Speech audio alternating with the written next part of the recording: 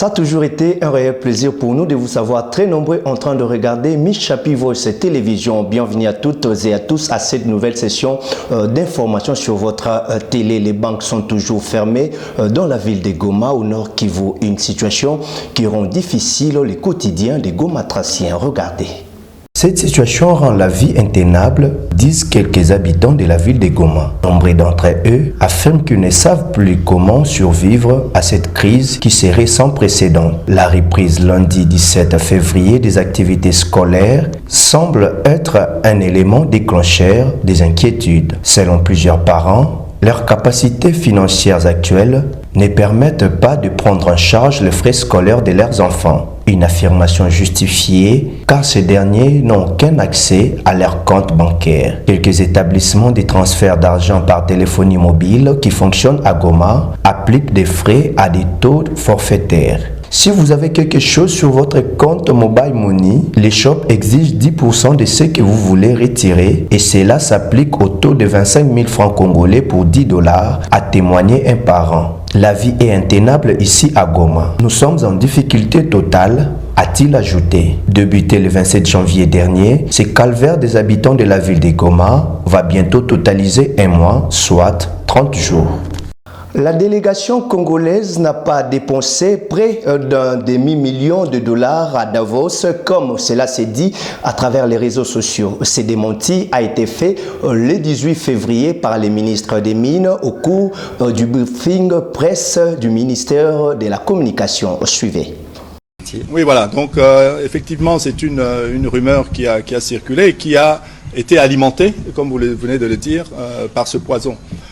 La délégation officielle de la République démocratique du Congo, présidence ainsi que les ministres présents, étaient logés à Badragas, c'est-à-dire à 1 heure de Davos. Nous ne nous sommes pas cachés. Aujourd'hui, cette rumeur dit que la délégation de la République démocratique du Congo était logée à l'hôtel Kelenov, je pense que c'était ça. Nous ne sommes pas cachés, nous étions à Badragas. Donc déjà, c'est un premier point, on va dire, de discrédit. Le deuxième point, c'est que quand vous avez dans vos applications, vous pouvez aller sur des applications de recherche de logement, vous tapez Kelenov Hotel, et vous allez voir que les chambres d'hôtel sont à 85 $. Donc je ne vois pas... Oui, mais je dirais... 114 francs suisses. Ça, c'est ce qui est écrit dans ce document. Mais allez sur les vraies preuves qui sont celles qui sont affichées. Et enfin, les ordres de mission, une fois qu'ils sont signés, les états de somme sont faits, et cela est régi par les règlements au niveau du gouvernement. Et donc, les chiffres et les différentes rubriques sont bien connues. Et le Trésor sort cela pour l'ensemble des représentations qui sont, en tout cas des ministères, qui sont présents sur une mission.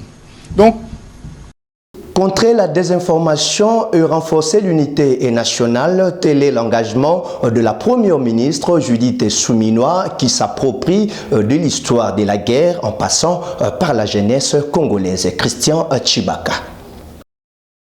Judith Suminwa Tuluka a instruit le ministre concerné à vulgariser l'histoire du conflit dans le nord-sud Kivu à travers l'éducation, la culture et les médias. Dans les combats engagés contre le régime de Paul Kagame et ses supplétifs du M23 AFC, la chef du gouvernement tient à enrôler les jeunes futurs dirigeants de ces pays pour barrer la route à la désinformation autour du mobile réel de la guerre économique nous imposée par les Rwandais dans le nord et le sud Kivu, mais aussi créer une race de défenseurs farouches de la patrie. L'initiative vise à expliquer la guerre économique imposée par les Rwandais et la nécessité d'une riposte collective. Un programme intersectoriel sera présenté pour intégrer cette sensibilisation dans des programmes éducatifs et culturels. L'histoire est une arme de défense nationale. Le gouvernement œuvre pour chaque Congolais en soit conscient. Échange ce mardi 18 février entre l'opposant congolais Martin Fayulu et les confessions religieuses. La situation sécuritaire dans l'Est de la République démocratique du Congo était l'objet principal de leurs échanges. Regardez. Oui, notre visite ce jour auprès du président Martin Fayulu, c'est partager ensemble les soucis de notre pays. L'air est grave, le pays est agressé et donc nous avons parlé pour voir que faire pour sortir le pays de cette situation. De là, nous avons eu un élément commun qui dit si nous ne faisons rien, les générations futures vont nous juger. Pourquoi? Parce que les générations diront ce Congo était uni. Mais comment aujourd'hui on se retrouve avec un pays où une partie est sous occupation et une autre partie se retrouve dans les conditions qu'elle est. Voilà pourquoi nous avons parlé plus de chercher comment fédérer, avoir l'unité nationale, l'unité des Congolais pour parler d'une seule voix, parler Congo, réfléchir Congo et puis rêver un Congo uni et un Congo fort. Le ministre congolais de l'Industrie et Développement des PME, Louis Watoum Kabamba, a pris part à un atelier sur la question de l'industrialisation durable. Commentaire.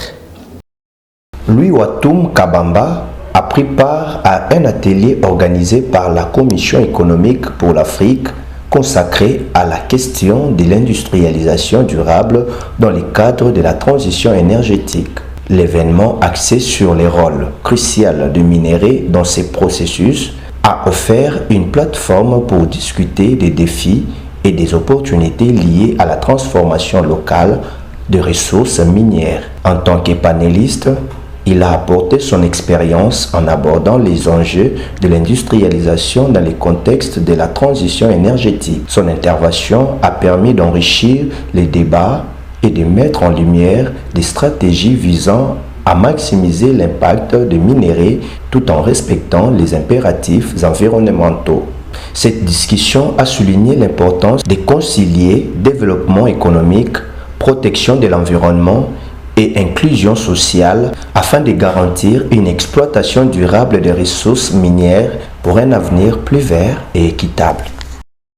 Recrudescence de l'insécurité dans la ville-province de Kinshasa, les autorités sont appelées à assurer leurs responsabilités afin que les Kinois vivent en toute quiétude. C'est un appel de Rossi Mabanza, membre du parti politique SID, parti cher à Martin Fayulu. Suivez. La sécurité ne se négocie pas. La sécurité ne se négocie pas. Le ministre de l'Intérieur doit savoir qu'il n'est pas ministre pour recevoir son salaire chaque fin de mois. Mais il est ministre pour trouver des solutions à la sécurité des Kinois. Les Kinois vivent du jour au jour dans l'insécurité totale. On tue les Congolais en pleine journée sous l'œil impuissant de l'autorité provinciale. Donc, le régime Tshisekedi n'a pas pu sécuriser les peuples congolais, particulièrement les Kinois. Donc, il a échoué à sa mission de sécuriser les peuples congolais. Comment on peut tuer les gens comme ça? Les Kinois meurent chaque jour, meurent comme ça, sans raison. Les bandits armés viennent, ils le tuent. Et il n'y a aucune intervention rapide de la part des autorités. Nous déplorons cette situation. Nous déplorons l'insécurité de la ville de Kinshasa et nous sommes sûrs que ça va prendre fin. Actualité en dehors des frontières de la République démocratique du Congo, le président ukrainien Volodymyr Zelensky s'est entretenu avec son homologue turc sur la sécurité alimentaire et l'échange des prisonniers dans son pays. Regardez. Le président ukrainien Volodymyr Zelensky a annoncé qu'il allait reporter son voyage en Arabie Saoudite prévu ce mercredi, après avoir dénoncé des pourparlers russo-américains qui venaient d'avoir lieu à Riyad. Cette réunion, la première entre Moscou et Washington depuis le 24 février 2022, était axée sur la fin de l'invasion russe en Ukraine, mais sans la présence de Kiev et de l'Europe. Ми абсолютно чесні, відкриті. Я не хочу співпадінь. І тому я не поїду в Саудівську Аравію. Тільки що зв'язались і домовились, що 10 березня я буду з офіційним візитом. А в Сполучені Штати ми їх очікуємо в Києві. Plus tôt dans la journée, le président ukrainien s'est entretenu avec son homologue turc Recep Tayyip Erdoğan. Lors de la conférence de presse commune, Volodymyr Zelensky a déclaré que les négociations de paix entre la Russie et l'Ukraine ne devraient pas avoir lieu dans le dos des parties impliquées. Le président Erdoğan a quant à lui déclaré que l'approche des États-Unis s'alignait sur la politique turque. Sayın Trump'ın savaşın müzakereler yoluyla ve süratle sonlandırılması için başlattığı bir diplomatik girişim mevcut. Bu yaklaşım Türkiye'nin son 3 yıldır izlediği politikayla da örtüşüyor. Recep Tayyip Erdoğan a également suggéré que la Turquie serait un hôte idéal pour les prochains pourparlers de paix entre la Russie, les États-Unis et l'Ukraine, en raison des efforts déployés par son pays pour servir de médiateur entre les belligérants dans le... La Russie n'autorisera pas l'envoi des troupes de l'OTAN en Ukraine. Cette phrase est du ministre russe des Affaires étrangères après la rencontre entre le responsable russe et les Américains mardi 18 février. Détails avec nos confrères des CGTN. Les diplomates russes et américains se sont rencontrés pendant plus de 4 heures mardi à Riyad, à la recherche d'un moyen de mettre fin au conflit entre la Russie et l'Ukraine. Je suis reparti aujourd'hui avec l'impression qu'ils sont prêts à s'engager dans un processus sérieux pour déterminer comment et à quelle vitesse et quels mécanismes afin de terminer cette guerre, et nous pouvons atteindre ce résultat. Bien qu'aucune date n'ait été fixée pour un sommet États-Unis-Russie, les deux équipes ont convenu d'établir un mécanisme pour établir les relations diplomatiques et économiques, de réexaminer les sanctions contre la Russie et de nommer une délégation de haut niveau pour travailler sur un cessez-le-feu en Ukraine.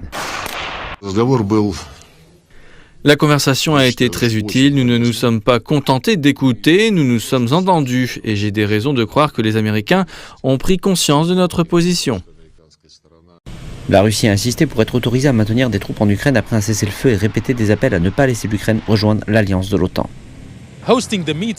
L'organisation des réunions en Arabie Saoudite témoigne du rôle croissant du Royaume, non seulement dans la région, mais aussi dans les affaires mondiales. Aucun responsable ukrainien n'a participé à ces entretiens d'une journée. Le président Volodymyr Zelensky a déclaré qu'il ne signerait aucun accord négocié sans la participation de l'Ukraine. Lutte contre le trafic de la drogue, la Belgique a renforcé la sécurité dans les ports d'Anvers. Images et commentaires. La Belgique renforce ses effectifs de police maritime dans le port d'Anvers pour lutter contre la montée de la violence liée à la drogue. Le ministre belge de l'Intérieur, Bernard Quintin, a confirmé que plus de 100 personnes supplémentaires seraient engagées alors qu'il assistait à des inspections quotidiennes. Le port d'Anvers est un lieu important dans le cadre de la lutte contre le trafic de cocaïne notamment. Plus de 7000 personnes y ont été contrôlées l'année dernière, 71 millions d'euros de marchandises ont été confisquées et 51 suspects ont déjà été arrêtés depuis le mois de janvier. Les efforts se sont accélérés depuis que Bruxelles a connu une vague de violence liée à la drogue au cours des dernières semaines. La capitale a été le théâtre de 6 fusillades liées à des gangs de trafiquants de drogue en l'espace de 2 semaines seulement, et 2 personnes ont été tuées depuis le début du mois de février. Les ministres de l'Intérieur et de la Justice se sont engagés à lutter plus efficacement contre le trafic de drogue à travers le pays.